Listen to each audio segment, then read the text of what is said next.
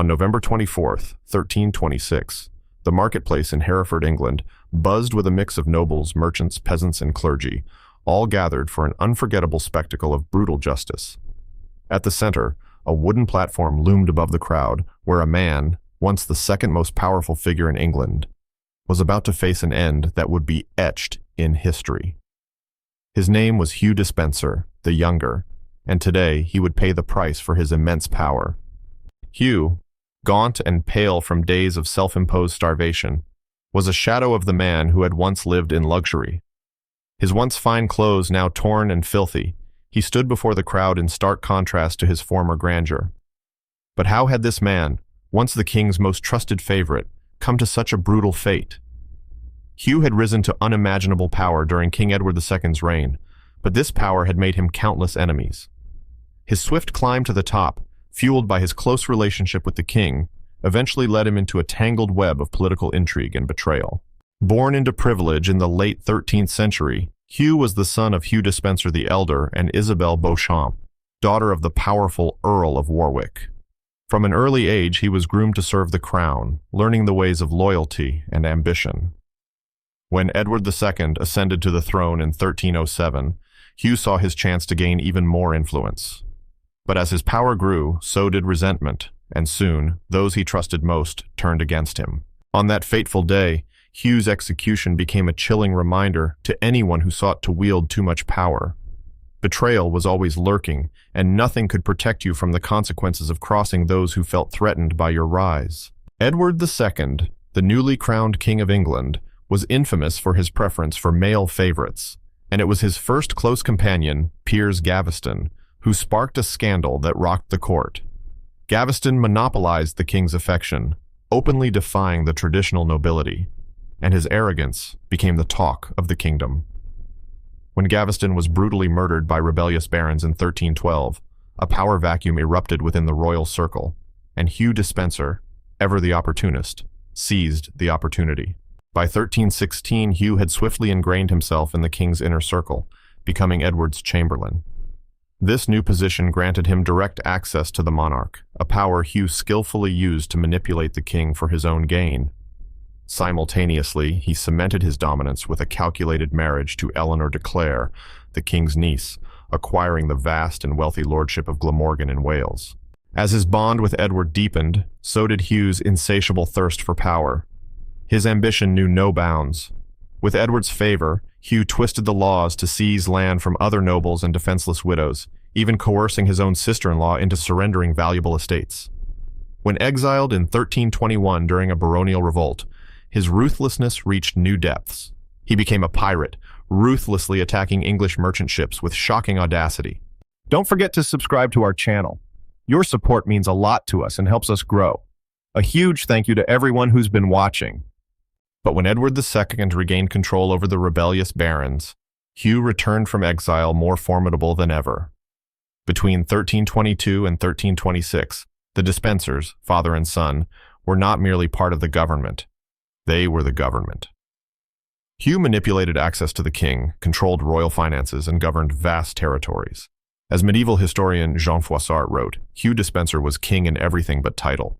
What made Hugh Despenser's grip on power even more perilous were the whispers that surrounded his relationship with King Edward II. Despite being married with children, Hugh was widely rumored to be much more than just a trusted advisor to the king. Court gossip hinted at an intimate, even romantic connection between the two, sparking outrage among the nobility.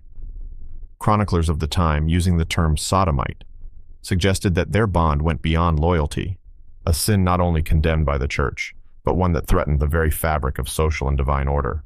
As Hugh's influence grew, Queen Isabella, Edward's wife and daughter of the King of France, became increasingly hostile toward him. The king's blatant favoritism toward his companion humiliated Isabella, stripping away her status, resources, and even access to her own children. Powerless to stop Hugh's rise, she watched in frustration as he gained control over nearly every aspect of her life. In 1324, Hugh took his control to shocking new heights. He seized Isabella's lands, imprisoned members of her household, and most scandalously took custody of her children, placing them under the care of his own wife. This brazen power grab was the final straw for the queen. In 1325, Isabella was sent to France on a diplomatic mission to negotiate peace, but it would become the turning point that set the stage for rebellion. There, she met Roger Mortimer, a powerful baron who had escaped from the Tower of London after being imprisoned for defying the Despensers. Mortimer, equally resentful of Hugh's unchecked power, became both Isabella's lover and her ally in a dangerous conspiracy. Together, they hatched a daring plan to overthrow Edward II and rid England of the ruthless influence of Hugh Despenser. The stage was set for a dramatic reckoning. In September of 1326, Isabella and Roger Mortimer made a bold and calculated move, landing in England with a small but determined army of mercenaries. What shocked both Edward II and the Despensers was the swiftness with which the English nobility rallied to their cause. Years of oppression and humiliation had stoked a deep, simmering resentment toward the king's favorites, and as support for Edward crumbled, the Despensers and the king fled westward, taking a significant portion of the royal treasury. But their flight was in vain. Captured in Bristol, Hugh the Elder met a horrific and public end. On October 27, 1326, he was hanged while still in his armor, a grim symbol of his fall from grace. His lifeless body was then beheaded, quartered, and tossed to the dogs, a brutal fate for a man who had once faithfully served the crown. Meanwhile, Edward II and Hugh the Younger continued their desperate flight through Wales, their supporters abandoning them one by one.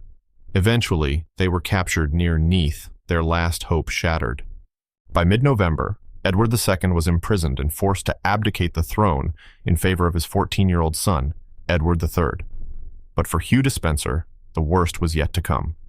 Knowing mercy would not be granted, he attempted to take his own life through starvation, but his desperate plan failed. On November 24th, he was dragged before a tribunal led by his most bitter enemies, Roger Mortimer, Queen Isabella, and the Lancastrian barons, all of whom had suffered under his greed and manipulation.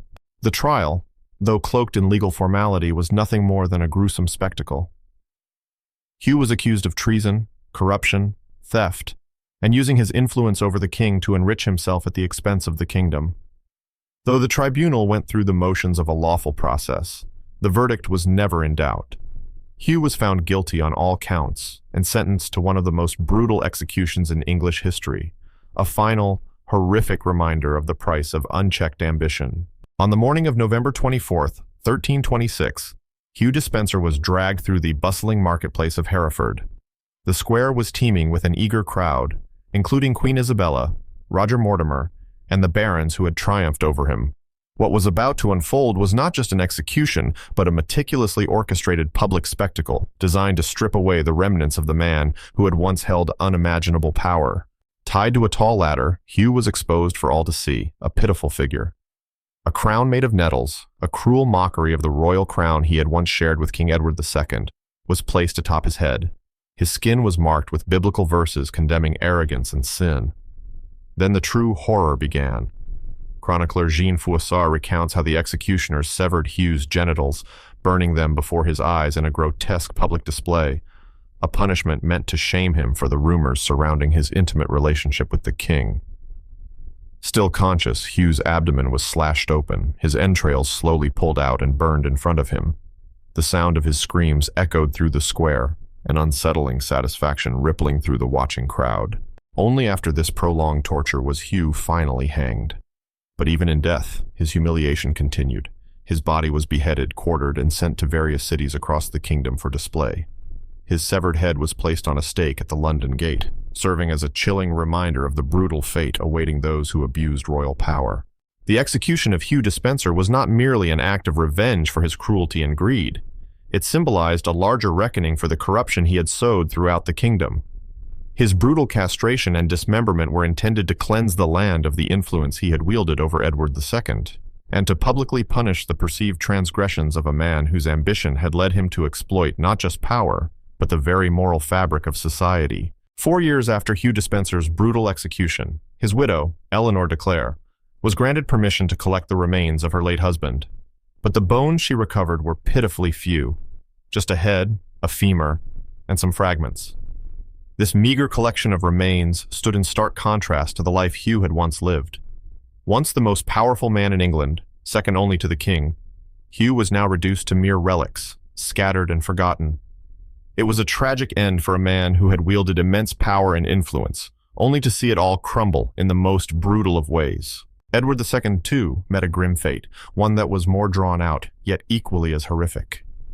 Imprisoned and eventually murdered in 1327 at Berkeley Castle, the most notorious account of his death, though hotly debated by modern historians, continues to haunt the imagination.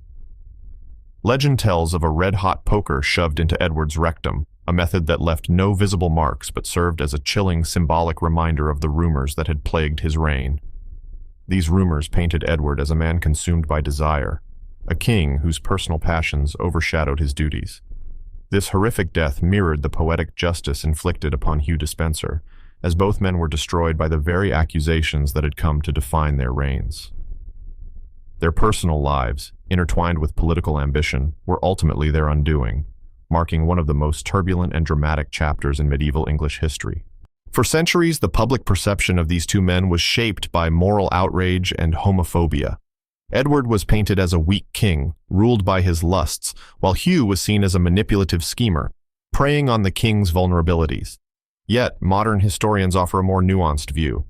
They acknowledge Hugh's insatiable greed and ruthlessness, qualities that alienated nearly all the kingdom's nobility. However, they also question the sensationalized claims of his relationship with Edward. Much of the talk about their intimacy, they suggest, was politically motivated. Accusations of sodomy used as weapons to discredit powerful men. In this light, the tales of Hugh and Edward's relationship are less about truth and more about a smear campaign meant to destroy the reputation of one of the kingdom's most powerful figures. Regardless of the true nature of their bond, Hugh Despenser's fate serves as a chilling reminder of the dangers of power, politics, and sexuality in medieval England. His execution wasn't simply a legal matter. It was a public spectacle designed to send a message. His mutilated body exposed for all to see became a symbol of the price one pays for defying the established order. The public castration was particularly symbolic, representing not only sexual transgression, but also political corruption and the desperate need for social renewal. It wasn't just about punishing one man. It was about sending a clear warning to anyone who dared to overreach. Hugh's dramatic fall from grace is a striking example of how volatile power could be in the medieval world. In a matter of years, he had risen from an obscure knight to the most powerful man in England, only to meet a gruesome end, his dismembered body displayed for all to see. His story encapsulates the ruthless nature of medieval politics, a world where power could rise swiftly, but also fall just as quickly. Yet, in a bitter irony, the regime that overthrew Edward II and the Despensers did not last long either. Queen Isabella and her lover, Roger Mortimer, who had overseen Hugh's brutal execution, would themselves be overthrown just 4 years later, when the young Edward III claimed the throne. Mortimer, once the most powerful man in the kingdom, would be hanged as a traitor, though spared the excruciating fate that Hugh had endured. The political wheel of medieval England had turned once more. Even now, nearly 7 centuries later, the story of Hugh Despenser continues to captivate and disturb. In a recent survey, he was named the greatest British villain of the 14th century and even ranked among the worst Britons of all time. His life has been immortalized in plays, novels, and television shows, often depicted as the epitome of the corrupt courtier. Today, as we reflect on his brutal execution, we are horrified by the cruelty of the medieval justice system. But beyond the shock of his punishment, Hugh's story serves as a timeless reminder. It speaks to the complex and dangerous intersections of power, greed, and exploitation, dynamics that continue to shape the world today. The image of the king's favorite, publicly humiliated, castrated, and hanged, serves as a chilling reflection of the ongoing struggles for power and justice, where manipulation and ambition can still lead to equally devastating consequences.